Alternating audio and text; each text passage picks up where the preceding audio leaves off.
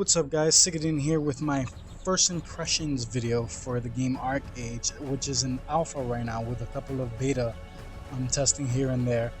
This video is basically going to be talking about my experiences so far, so it's basically my point of view. This is what I think of it so far, but it's going to be from 1 to 20. And so far, I mean, even though technically right now in the game I'm level 19, but I'm halfway through. That's basically 20 right there, so I can basically say that. That's basically the experience from 1 to 20. So right off the bat, I want to mention that in this game there are 3 continents, in which in two of the continents is going to be 2 races. So it's kind of has that whole alliance horde feel from World of Warcraft. Is like, I guess, the best way you can relate to it. The 3 continents are Nua, Harania, and Aurora, or whatever. And from what I was told, Aurora is basically like the continent in which there's like PvP and endgame content there or whatnot. And Nuya, being home to, I believe, the Nuyen and Alf races, and Harania being home to the Faran and Harani races. Now, I know I may have butchered them because they're a little bit weird tongue twisters for me, I guess, with the exception of Elf, because every MMO seems to have an Elf race in it. But anyways, 3 continents, and like I was saying, 4 races: Nuyen, Elf, which is one faction, and then we have that Firan, which is like a cat-like, or Firan, whatever, which is like a feline type, cat type race, and the Harani, which is like, I guess, the closest to humanoid that well, I guess the Firan is humanoid as well, but like, more human-like on that side of it. So jumping into as far as the game aspects of the game, the customization in this game is great. In terms of the head, anyways, you can't do anything to the body. Maybe that's subject to change in the future, and they'll, as when it releases, they'll let you change that up. But it seems like the body type, everyone has the same body type, which some people have complained about. I'm not taking it too serious. It's not too much of a deal breaker for me, just solely because of how different you can make the head or whatever. There's pretty deep customization, and it almost reminds me of The Sims, actually, for any of those people who have played Sims. But it's very, very deep in the sense that you can at least make your face and head look different from other people. You can make it vary, instead of like just it being the same thing, whatever. So kudos to the customization so far.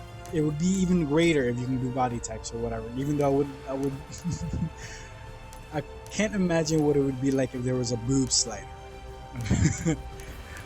So anyways, so that's the customization. Really like that. And to dig into the class types, that's another aspect in this game that's pretty great, in the sense that it kind of reminds me of Rift, in the sense that there's 10 different skill sets that you can mix and match.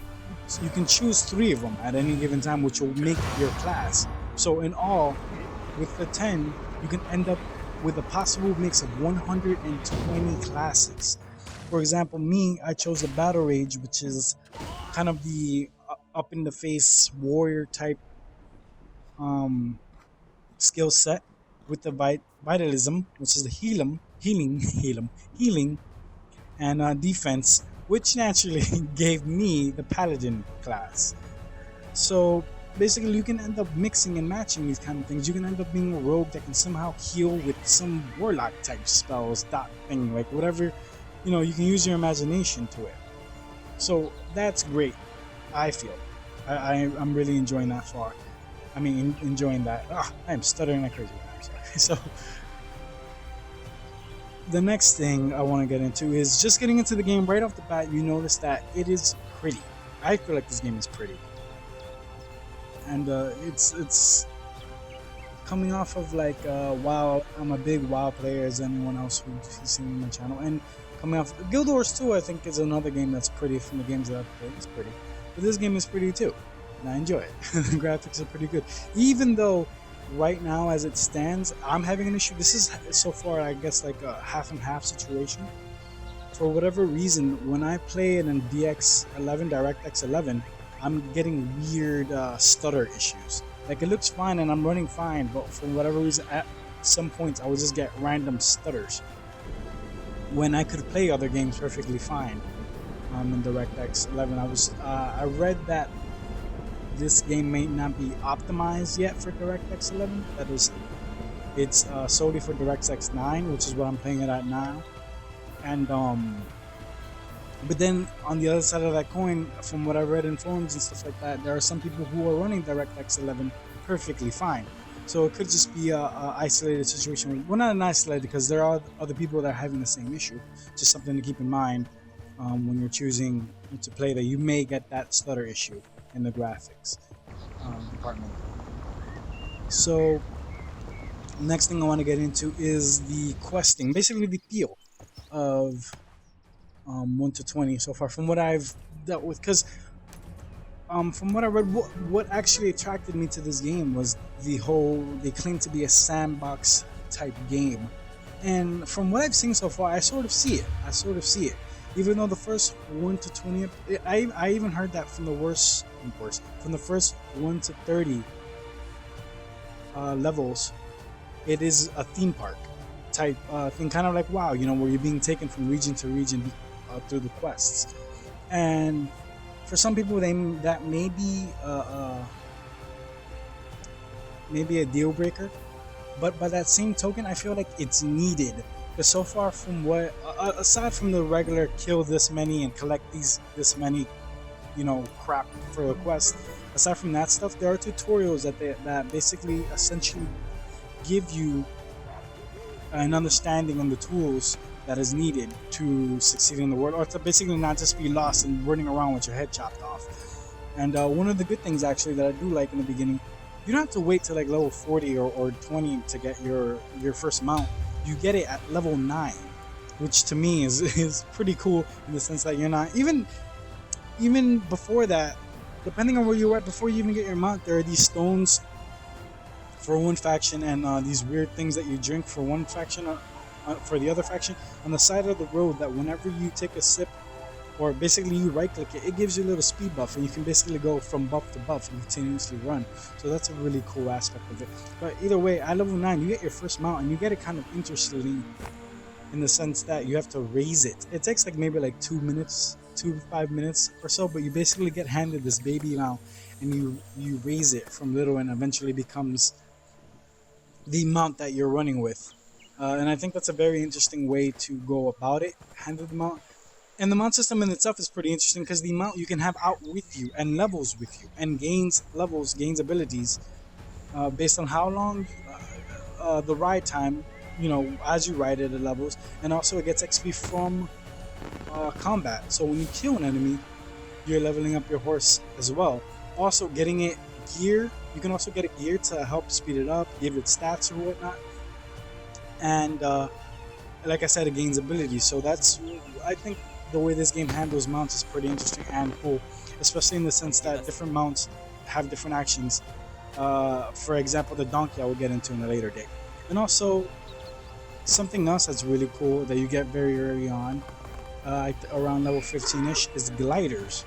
You get quests where you get a quest where you eventually where you get handed a glider, and you basically just, instead of fighting mounts, there's gliders, and it's just great. That's all I can say about it. It's pretty cool. You get the first mount, which is an experiment glider, which basically just glides, low specs, and then you start getting your hands on other gliders that have better turning, better or whatever, with even some special abilities that go specifically for these gliders or whatnot. Like, some of them have attacks, some of them you can roll and do a little roll, and it's pretty cool. I say I it's one thing that I really like about the game. And going on from that, I want to talk about the combat a little bit. So, like I said, there's 120 possible classes that you can have with a bunch of skills. And at first, it appears as if this is going to be a regular tab and just hack like whatever kind of like World of Warcraft. But in the time, the more that I played it, I sort of saw it feels a little more actiony, and it has good flow. It's one of the other MMOs that I can say that, like, everyone can bash WoW, but WoW has a good flow. I mean, not saying that other games don't, but this game I feel like I can sit and I can fight, and it's not exactly like I'm not too bored. I'm not just sitting there like just hacking or whatnot, just spamming or whatever. There's some of the fact that each skill they have combos. You learn skills from the skill sets, and you can basically sort of combo into each other, and sort of interesting to sort of find these combo effects. And combo, which is basically from one ability to another. Like sometimes, like the best way to explain it, I guess, is just that you have the freedom of just tweaking how you want to go about these and how you want to attack. And with some abilities helping other abilities, shortening cooldown, basic comboing into, it's just something I think that's very, very nice. And I know that's something that I've been saying a lot in this review right now. Very nice, because I think this game is nice so far from what I've played, and intriguing to me because, like I said, I've heard that it opens up from level 30 and becomes even more.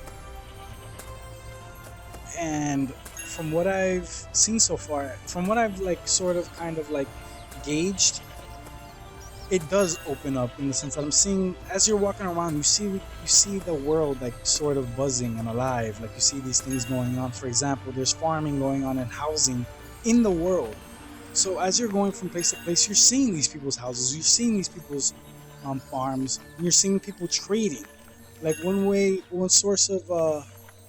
big source of money is crafting, of course. But you're doing these things like, for example, you craft something from one region that's special to one region, and if you manage to trade it all the way, or manage to make your way over to another region, and or even better, another continent, you get a lot of money from it. So it's a big source of income in this game.